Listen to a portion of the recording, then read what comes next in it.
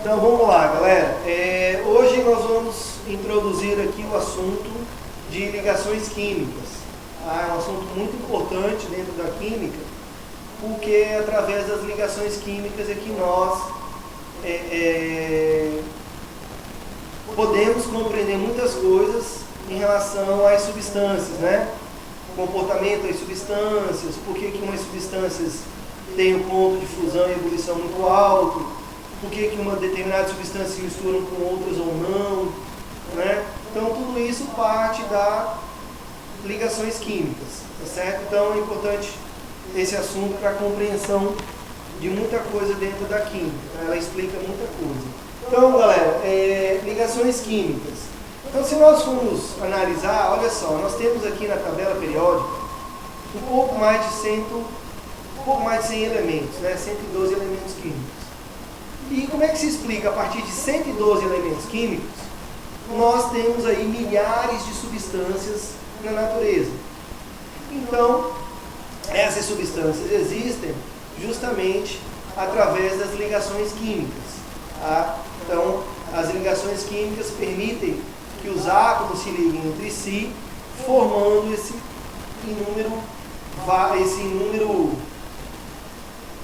essas inúmeras substâncias na natureza, tá? Essa grande quantidade de substâncias na natureza. Então, a primeira pergunta que a gente faz é por quê?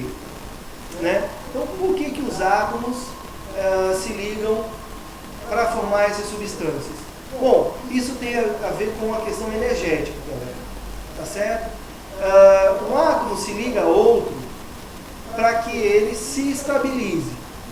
Tá? De que forma ele vai se estabilizar? Diminuindo sua energia. Então, quanto menos energia o átomo possuir, mais estável ele será. E como é que ele faz essa diminuição de energia para aumentar a sua estabilidade? Se ligando a outros átomos. Tá? E aí essa ligação, ela vai ocorrer ou numa reação química ou numa transformação química, depende aí da situação, mas isso é mais para frente, a gente vai ver agora. Agora o que é mais importante é vocês saberem o porquê. Por que os átomos se ligam? Para diminuir a sua energia, né? Tá? E se estabilizarem, tá? Para atingir uma maior estabilidade. Se a gente for pegar os elementos que estão na tabela periódica, galera, existe um grupo lá na tabela chamado de gases nobres. Esse grupo de elementos químicos, né, que pertence a esse grupo de elementos químicos que pertencem a esse grupo dos gases nobres, são elementos que já são estáveis por natureza. Tá certo? Eles já são estáveis por natureza. Então eles não precisam se ligar a ninguém, porque eles já são estáveis. Tá? Eles já são estáveis. Então, você, por exemplo, na natureza, você nunca vai encontrar um átomo de oxigênio isolado. Só o átomo de oxigênio. Ele vai estar sempre ligado a um outro elemento químico. Ou a outro átomo de oxigênio, ou a outros átomos, né, diferentes dele. E assim com os demais átomos, com a exceção dos gases nobres. Então, se você pegar, por exemplo, o gás hélio, você não vai ter moléculas de gás hélio, você vai ter apenas átomos de hélio. Tá? Se você pegar o argônio, o plutônio, o xenônio, que são todos gases nobres, você vai observar que só tem átomos desses elementos. Eles não formam moléculas, eles não se ligam a outros átomos. Então, isso nos faz levar a seguinte conclusão, que os átomos, para se estabilizarem, eles precisam adquirir uma configuração eletrônica semelhante à dos gases nobres, porque os gases nobres já são estáveis. Então, se os átomos adquirirem, tá, uma configuração eletrônica semelhante à dos gases nobres, significa que eles vão se estabilizar. Certo? Então, se nós pegarmos, tá, os gases nobres, então a gente vai observar o seguinte.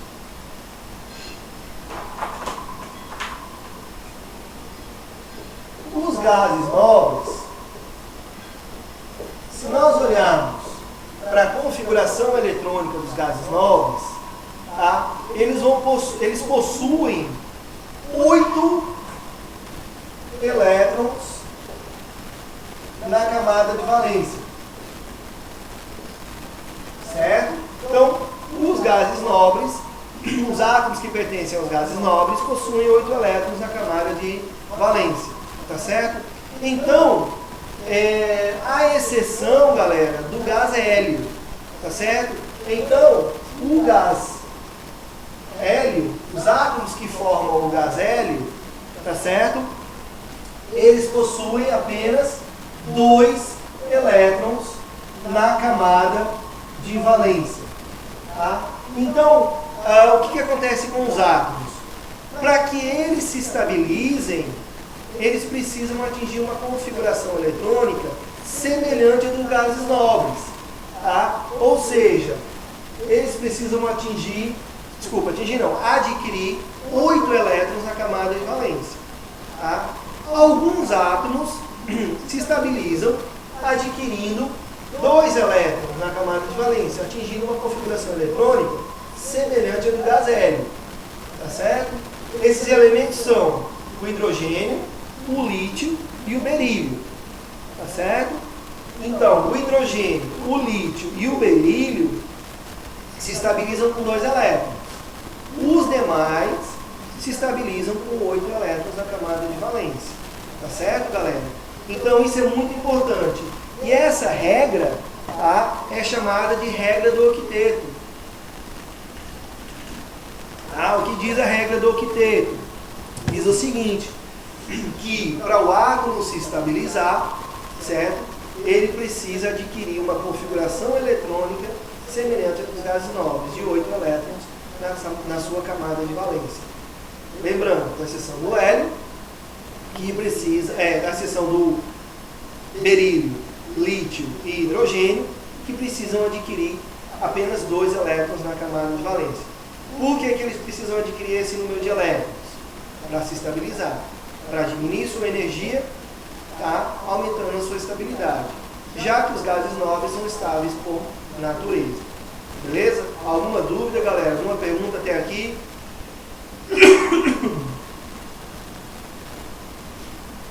Nenhuma pergunta, nenhuma dúvida? Então vamos dar continuação aqui. Bom, então vamos lá. E como é que nós determinamos a quantidade de elétrons que o elemento precisa adquirir para se estabilizar?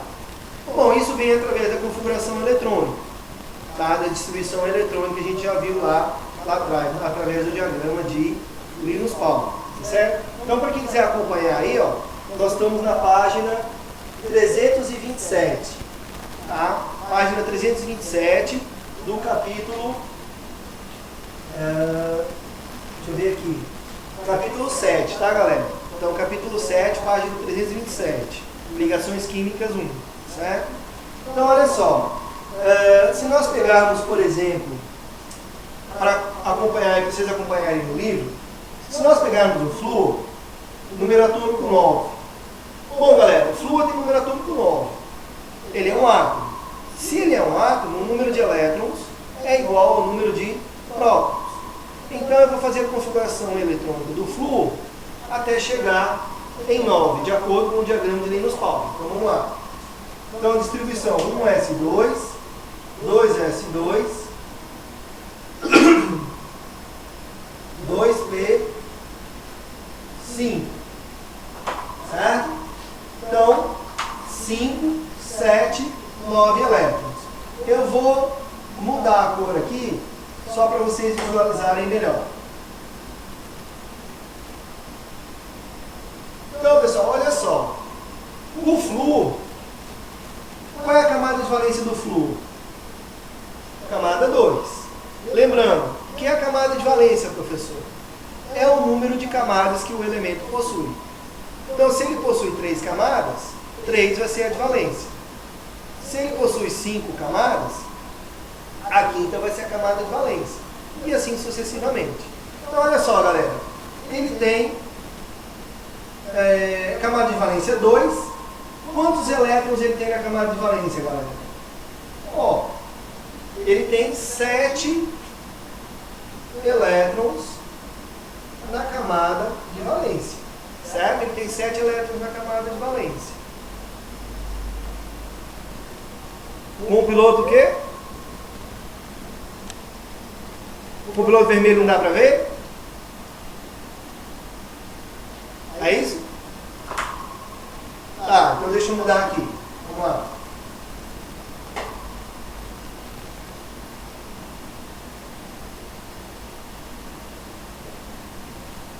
Então tá aqui, galera, ó. Tá? Então, na camada de valência, de novo, né? Ele tem 7 elétrons.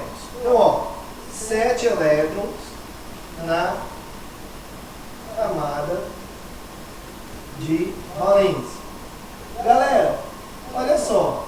Se ele tem 7 elétrons, por nada, se ele tem 7 elétrons na camada de valência, o que diz a regra do octeto?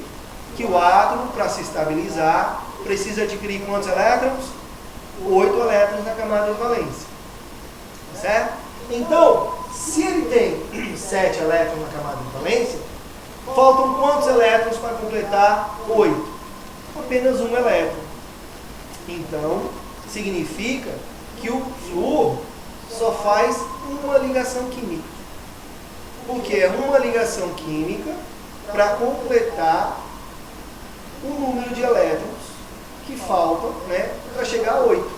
Então, se ele tem 7 elétrons, com uma ligação química, ele adquire mais um elétron, completando os 8 elétrons, se estabilizando, porque atingiu a configuração eletrônica semelhante à dos gases nobres. Então, nesse caso, o flúor, ele vai fazer apenas uma ligação química. Tá? Então, o flúor vai fazer apenas uma ligação química. Beleza, galera? Alguma dúvida? Não? Podemos seguir? Então, vamos lá. Essa aula vai ser disponibilizada no YouTube para vocês depois, tá certo?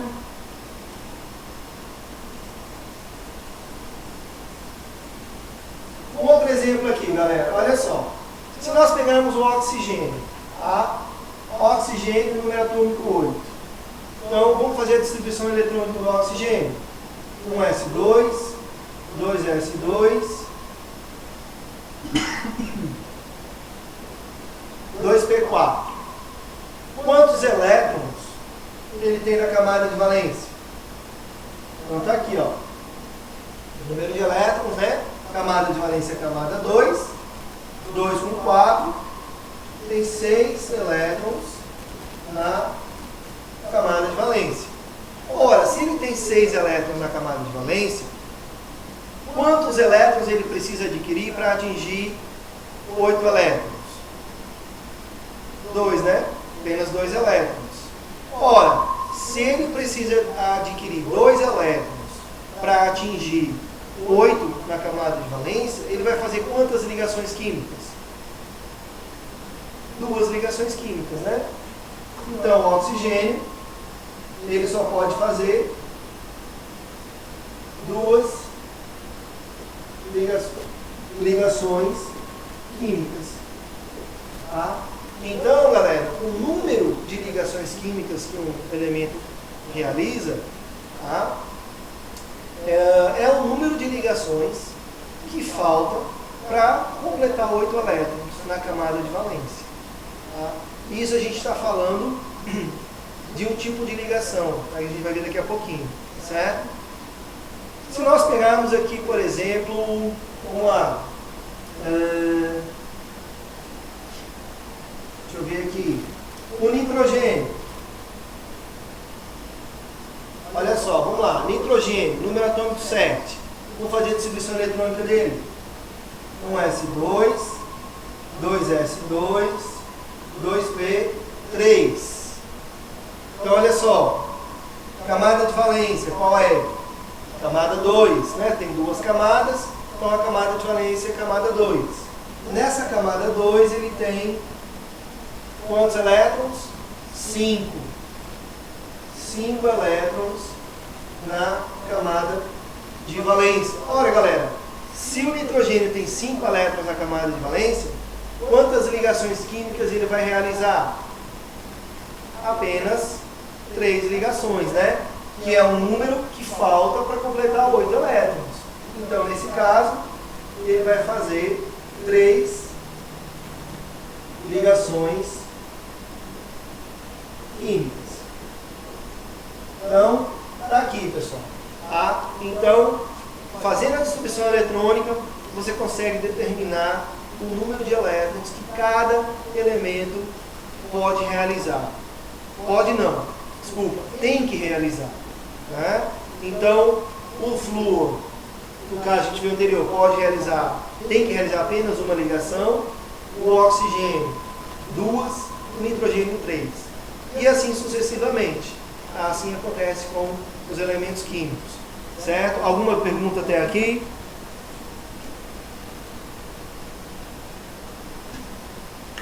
Nenhuma, galera? Tudo bem? Podemos seguir adiante?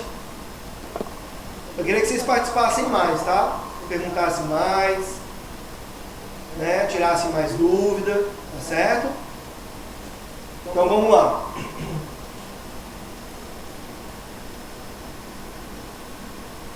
Bom, e aí, galera, nós vamos ver o seguinte.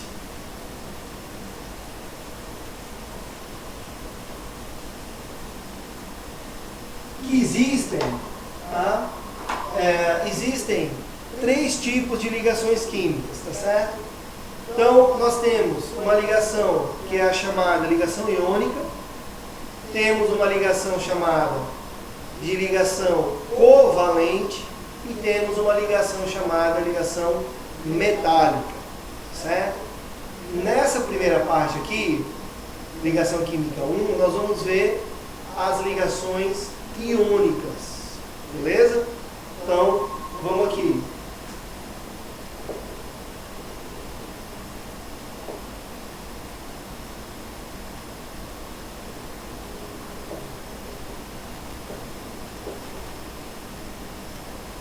Então, galera, ligação iônica.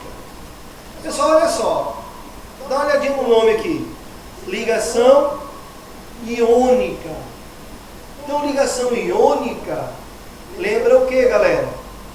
Íons, né? E o que são os íons, galera? São átomos que perderam ou ganharam elétrons, né? Lembram lá? Então, nós temos os cátions e nós temos os ânions. Os cátions são os íons positivos, certo? E os ânions são os íons negativos. Né? Então, uma ligação iônica, galera, sempre vai acontecer entre um cátion e um ânion, certo? E aí a gente vai lembrar o seguinte. O que são os cátions, galera? Quem tem tendência a se tornar cátions? São os metais. Quem tem tendência a se tornar os ânions? São os ametais. Então, uma ligação iônica, ela ocorre entre metais e ametais. Tá? Então, uma ligação iônica, ela sempre vai acontecer entre um metal e um ametal, ou não metal, como você preferir. Então, onde o metal sempre vai ser o cátion e o ametal sempre será o ânion, tá certo? Então, ligação iônica ocorre entre ametal e metal, onde o ametal é o ânion e o metal vai ser o cátion. Então, lembrando, cátion é o íon positivo, tá? Então, o cátion é o íon positivo e o ânion é o íon negativo. Tá certo, galera? Então, sempre lembrar, cátion é íon positivo, ânion é íon negativo. Então, uma ligação iônica ocorre da seguinte forma. Olha só, presta atenção agora aqui, ó. Transferência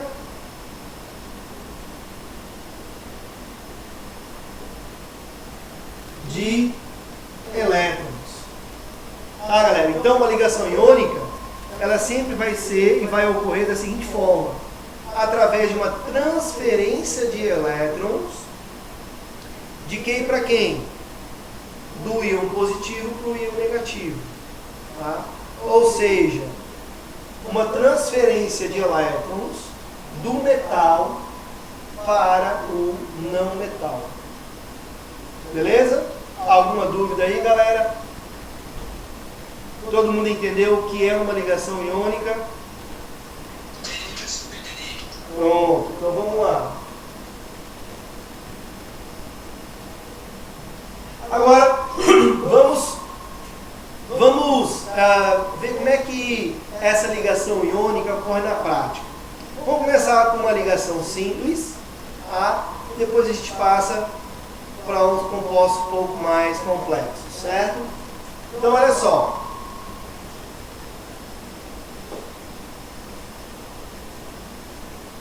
Vamos pegar aqui a ligação do cloreto de sódio, o nosso sal de cozinha. Tá? Então nós sabemos que o cloreto de sódio é formado por átomos de sódio e cloro. Átomos de sódio e cloro. Então presta atenção aqui agora, ó. Átomo de sódio, número atômico 11. Tá? Então o sódio tem número atômico 11. Vamos fazer a distribuição dele aqui, ó. 1s2, 2s2, 2p6, 3s1. Beleza? Cloro, número atômico 17. Vamos lá. 1s2, 2s2, 2p6, 3s2, 3p5. Certo? Então, ó.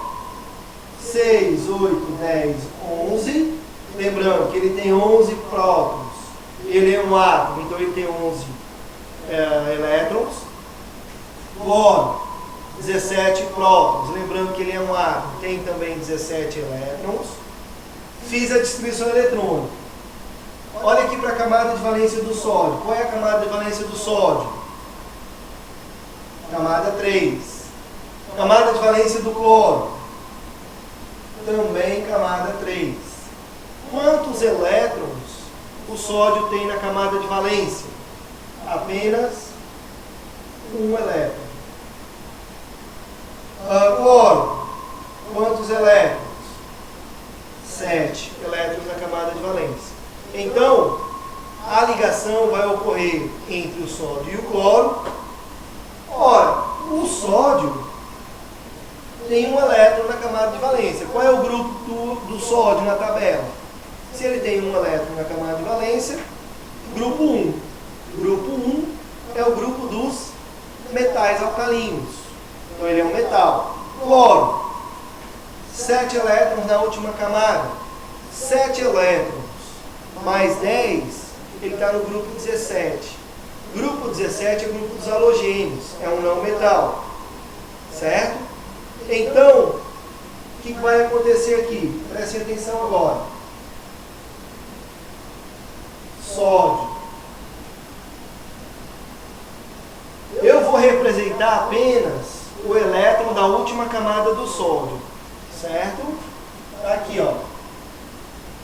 Um elétron. O cloro tem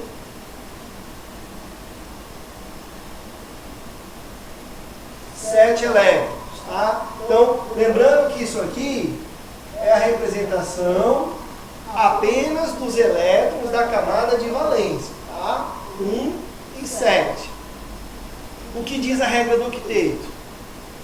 Que o átomo, para se estabilizar, precisa adquirir uma configuração eletrônica semelhante à dos gases nobres, né? Ou seja, 8 elétrons na camada de valência.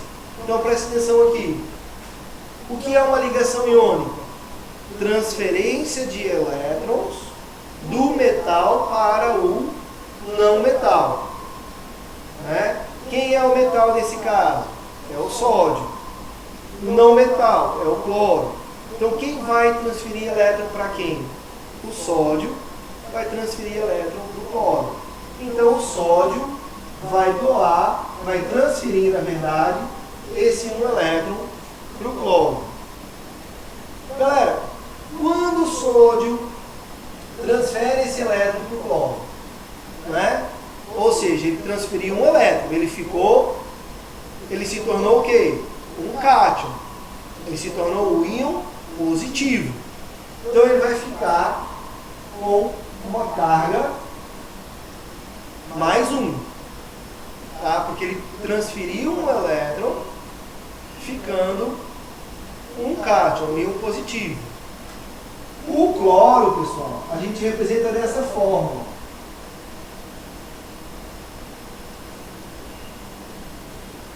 Ele tinha 7 elétrons. Recebeu um do sódio. Tá aqui, ó. Recebeu um elétron do sódio. O cloro não recebeu um elétron. Então ele vai ficar com uma carga negativa. Tá? Vai ficar com uma carga negativa. Vamos lá então agora. Prestem atenção, galera. Como é que eu vou escrever a fórmula, né, desse sal aí? Mais e menos. Não coloquei, mas é como se fosse mais um e menos um, certo? Mais um e menos um. Então o que acontece? Para eu escrever a fórmula do sal, esse 1 aqui, ó, vai virar coeficiente do cloro, certo? Esse 1 vira coeficiente do cloro. E esse 1 do cloro vai virar coeficiente do sódio, certo? Eu vou inverter. Então, ó, o que era a carga do sódio vira índice do cloro, tá? E o que era a carga do cloro vira índice do sódio. Então, a fórmula vai ser a seguinte: Na. Quantos Na? Apenas um. Apenas um. Então, Na mais Cl menos. Quanto Cl, pessoal? Apenas um. Tá? Essa representação aqui, pessoal, tá?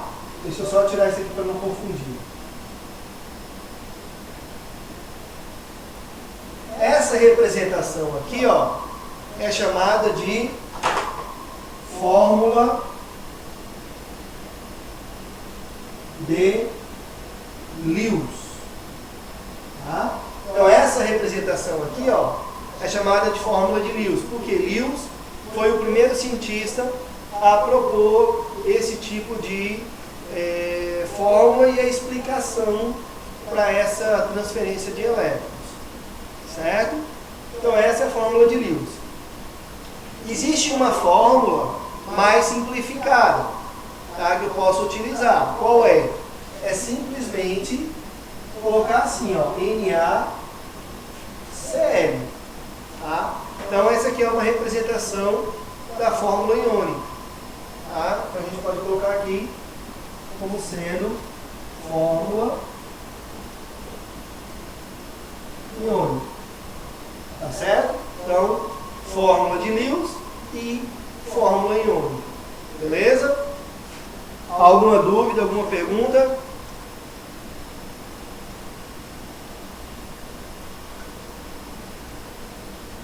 Nenhuma? Então vamos lá. Beleza.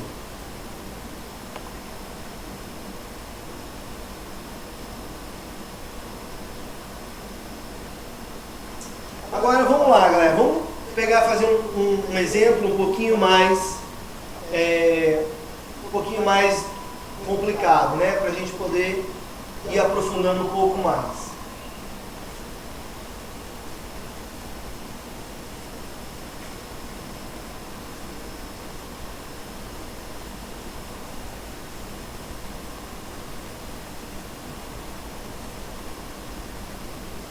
Então vamos lá, galera. Vamos supor que eu queira saber qual é a fórmula de um composto, de uma substância formada por cálcio e flúor. Então, qual é a fórmula, né, da substância formada pelo cálcio e pelo flúor? Bom, para isso a gente precisa do número atômico de ambos. Então vamos lá. Cálcio, número atômico 20. Flúor, número atômico 9. Então, primeira coisa, pessoal, para a gente poder determinar a fórmula de uma substância, a gente precisa determinar o número de elétrons na camada de valência, para ver quantos elétrons que o elemento vai perder ou ganhar, dependendo da sua natureza, certo? Então, vamos fazer a distribuição dos dois elementos aqui. Então, cálcio, 1s2, 2s2, 2p6, 3s2, 3p6, 4s2. Lembrando, cálcio tem 20 prótons, ele é um átomo, então tem 20 elétrons. Faço a distribuição, 6, 8, 10, 12, 18, 20 elétrons. Faço a mesma coisa para o flúor. 1s2, 2s2, 2p5. Então, bora lá. Cálcio. Quantos elétrons o cálcio tem na camada de valência? Então, de novo, camada de valência é o número de camadas, tá certo? Quantas camadas o cálcio tem? 1, 2, 3, 4 camadas. Então, a camada de valência é a camada 4. Na camada de valência, o cálcio tem quantos elétrons? 2. Aqui, ó. 2 elétrons. Flúor. Quantos elétrons na camada de valência? Aqui, ó. Tem 7 elétrons na camada de valência. Então, significa o quê? Cálcio, 2 elétrons. 2 elétrons, ele está em qual grupo? Grupo 2. Elementos do grupo 2 são classificados como o quê? Metais, alcalino, ferrosos. Então, o cálcio é um metal. Se o cálcio é um metal, ele vai transferir elétrons. Flúor tem 7 elétrons. Com 10, 17. Está no grupo 17. É um halogênio, portanto, é um não metal ou um ametal. Então, como é que vai acontecer essa ligação? Vamos lá. Eu vou só ver se eu consigo fazer aqui, ó. Vou precisar de espaço. Então, presta atenção aqui, galera. Cálcio tem 2 elétrons, certo?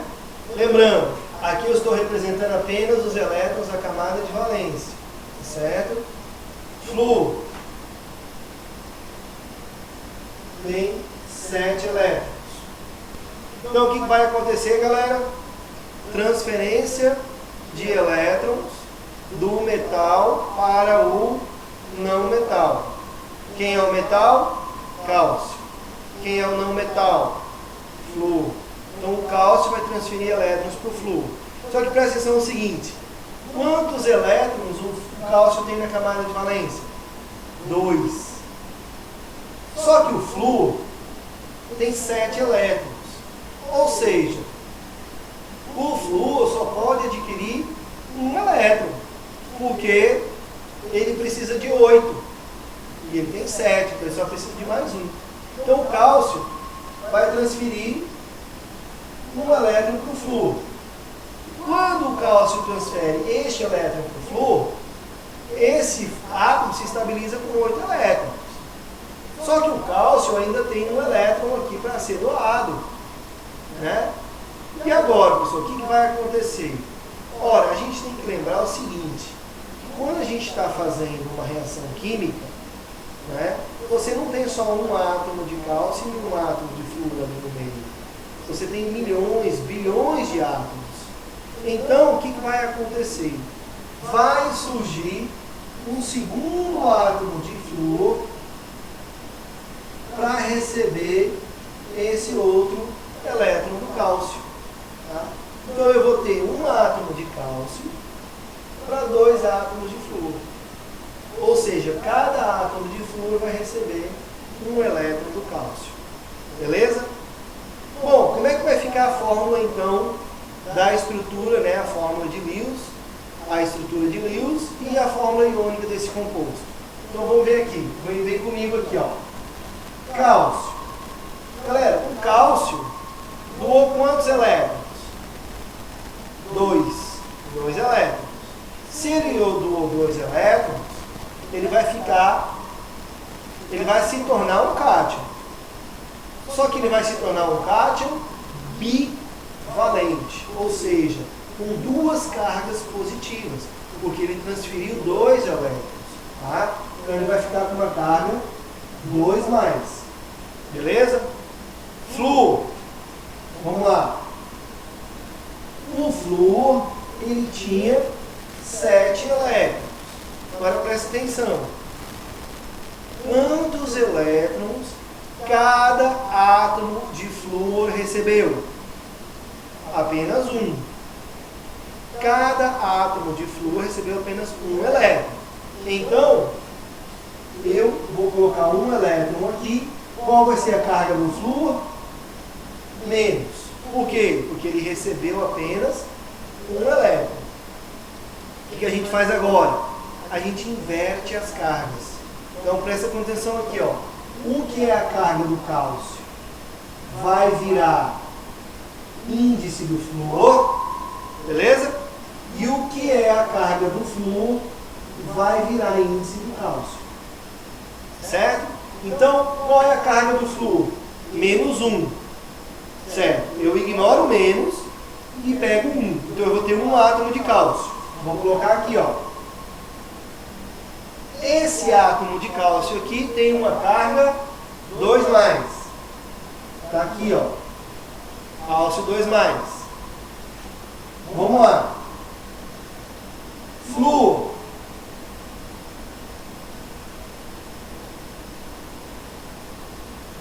Qual é a carga do flúor? -1. Está aqui.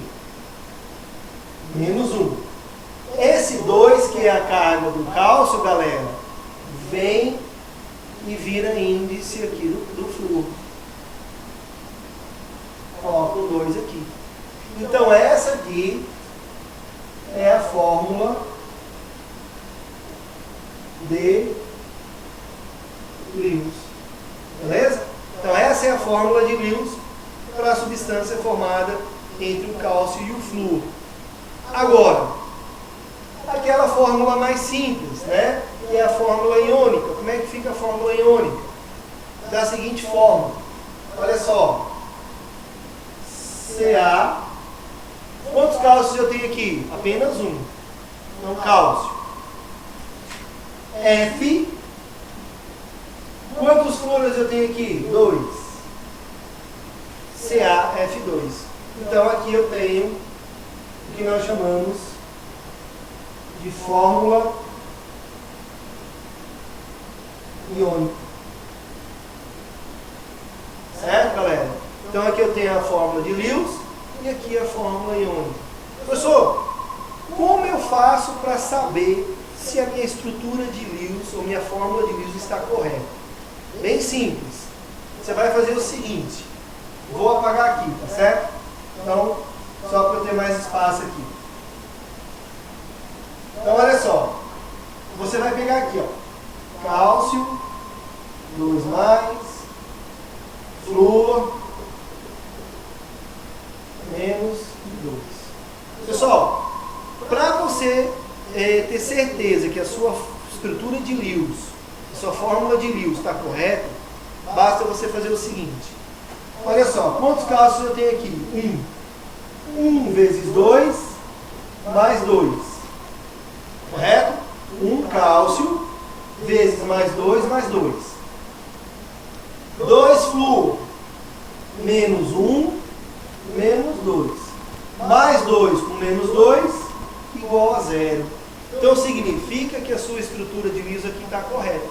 Se, ao somar as cargas elétricas, você chegar a um valor diferente de 0, significa que a sua fórmula tem alguma coisa errada nela.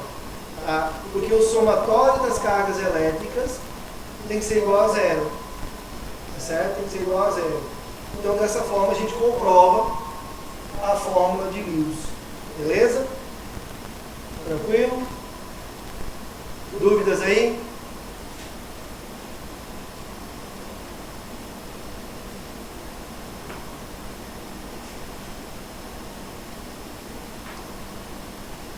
Não? Então vamos embora aqui, galera. Só para a gente terminar essa parte de fórmula de ligação iônica, né? Só um detalhe. Ligação iônica, às vezes é chamada de eletrovalente, tá? Ligação eletrovalente. Beleza? Mas o mais comum é ligação iônica. Vamos lá, bora lá então.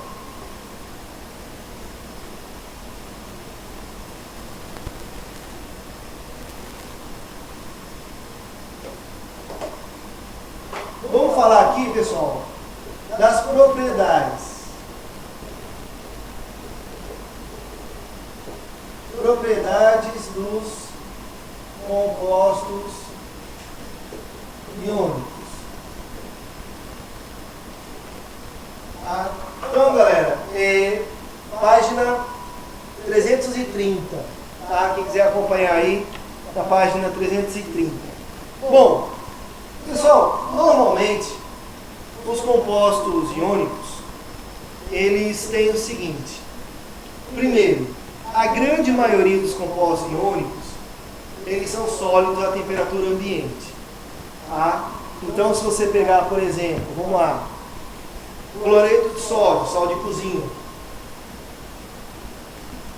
ele é sólido à temperatura ambiente.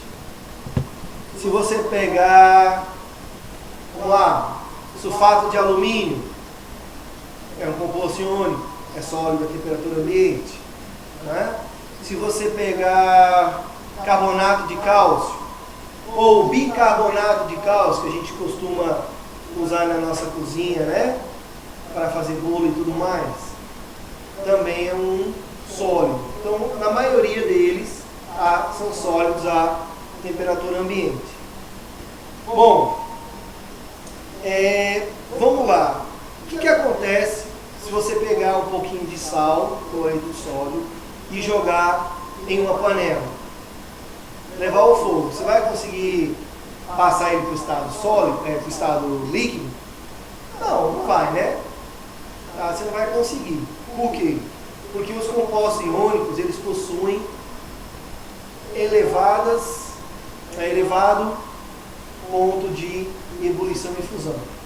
Então, os compostos iônicos, eles possuem altos pontos de fusão e ebulição. Certo? Então, por exemplo, o sal de cozinha, para você fundir o sal, para sair do estado sólido para líquido, você precisa de uma temperatura aí acima de 800 graus Celsius. Então é uma temperatura muito alta. Beleza? E para passar ele para o estado vapor, então, nem se fala. Mais de 1.200 graus Celsius. Certo? Então, são sólidos, né? A maioria são sólidos em temperatura ambiente, possuem altos pontos de fusão e ebulição. Beleza? É importante, quando sólidos, tá, galera, eles não conduzem eletricidade. Mas, se você pegar um composto iônico e dissolver ele em água, tá, aquela solução vai conduzir eletricidade. Tá certo? Ela vai conduzir eletricidade. Tá certo? Ou, se você fundir ele, então, se você pegar o sal, ele vai a 800 graus Celsius e passar para o estado líquido, ele vai conseguir conduzir eletricidade. Tá certo? Então, quando fundidos ou dissolvidos em água, eles conduzem eletricidade. Beleza? Então, essas são as características aí. E também eles são duros e quebradiços, né, galera? Então, se você pegar uma pedra de sal, você vai ver que ela é dura, mas você pode quebrá-la em pedaços cada vez menores. Tá certo? Bom, alguma dúvida, galera, sobre a aula de hoje? Não? Então, vou fazer o seguinte. Deixa eu ver aqui para vocês resolverem alguns exercícios, tá certo?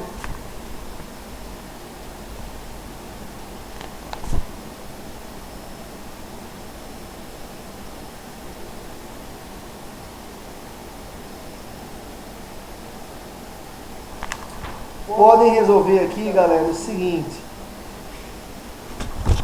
Desenvolvendo habilidades, beleza? Então eu vou colocar aqui, ó, para a próxima aula, resolver